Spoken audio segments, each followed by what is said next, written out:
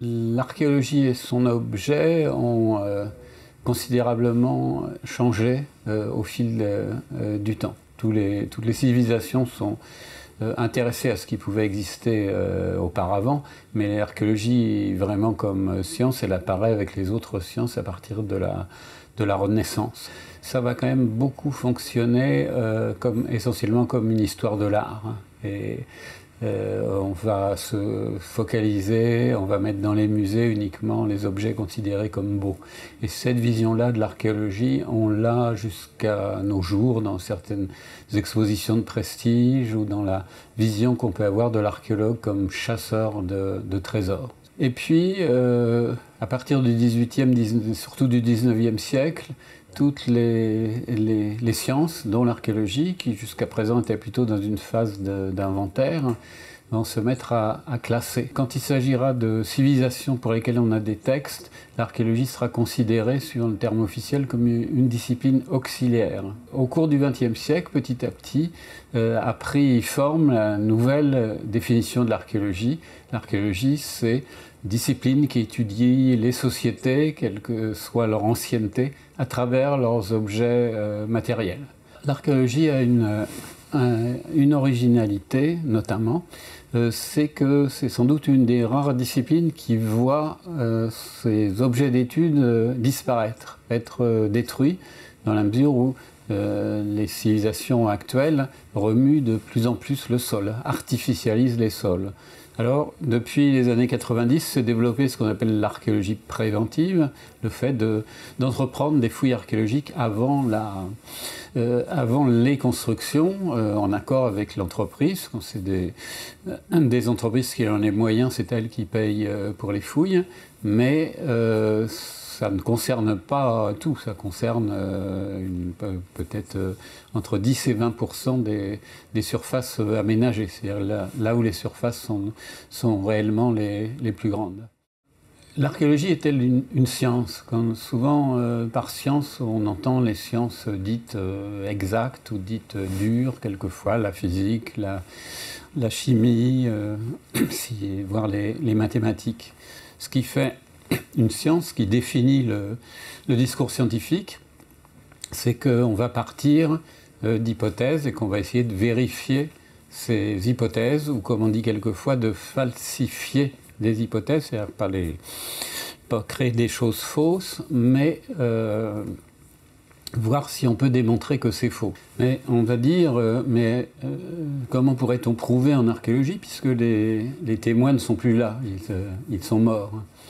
La preuve, c'est deux choses, c'est est-ce qu'on peut prédire un résultat et est-ce qu'on peut répéter un résultat. On peut en archéologie avoir des démarches qu'on appelle l'archéologie expérimentale, ou par exemple avec une série de haches en pierre polies qu'on va répliquer exactement comme les haches préhistoriques, et avec lesquelles on va faire travailler pour les unes la terre, pour les autres le bois, pour la troisième la viande, pour la quatrième gratter des peaux, et on va examiner au microscope les traces microscopiques d'utilisation à comparer avec des vrais objets authentiques. Là, on est dans l'expérimentation et on approche de la preuve. À partir du moment où on a construit des hypothèses à partir de découvertes déjà faites, eh bien, on peut bâtir des raisonnements dits souvent hypothético-déductifs, qu'on va projeter sur les nouvelles découvertes et voir si l'hypothèse qu'on a faite marche ou pas. Donc, en résumé, on peut dire que l'archéologie, effectivement, rentre parfaitement dans le champ de ce qu'on appelle une science, sachant que le discours scientifique n'est pas le seul discours possible. L'utilisation des sciences de la nature, de la physique et la chimie en archéologie n'est pas un phénomène nouveau. Dès la fin du XIXe siècle, on commençait à faire des analyses chimiques, à étudier les pollens. Mais c'est vrai que depuis quelques décennies, ça s'est considérablement développé un peu dans tous les domaines. Dans le domaine des méthodes de datation, on avait le carbone 14, et ce qu'on appelle la dendrochronologie, d'après le CERN des arbres.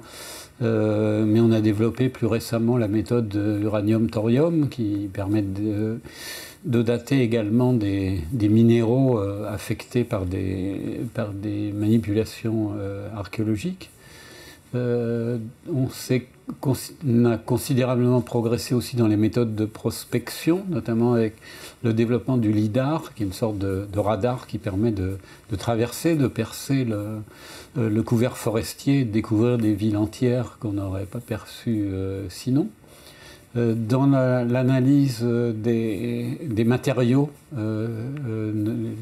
pour étudier la provenance des matériaux, on a également beaucoup de nouvelles découvertes, savoir d'où vient l'argile de telle poterie, d'où vient tel métal, d'où vient telle matière minérale comme l'obsidienne.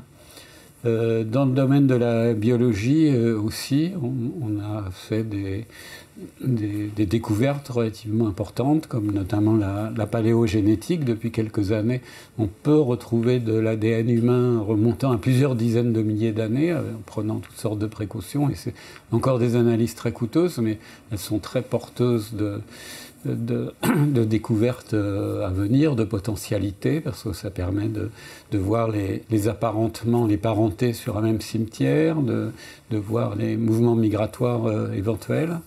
Il y a également un élément du squelette qu'on appelle le strontium, qui permet par la différence entre celui qui est contenu dans les dents et celui qui est contenu dans les os, de voir si un individu a vécu là où il a été enterré.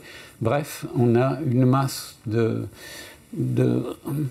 d'approches empruntées à la physique, la chimie, la biologie, qui cessent de se développer, et il est certain qu'on ne cessera d'en faire de nouvelles par cette collaboration extrêmement fructueuse entre les différentes sciences. Mais on devra se rappeler en définitive que ce n'est pas parce que c'est la physique ou la biologie qui nous donne tel résultat qu'on a terminé la démarche. Après, on doit effectivement se retrouver dans la démarche de la preuve et de la démonstration, incorporer l'ensemble de ces éléments dans un modèle, dans des hypothèses, et se donner le moyen de vérifier ces dites hypothèses en croisant l'ensemble des données. Et c'est ça qui donnera un résultat véritablement scientifique.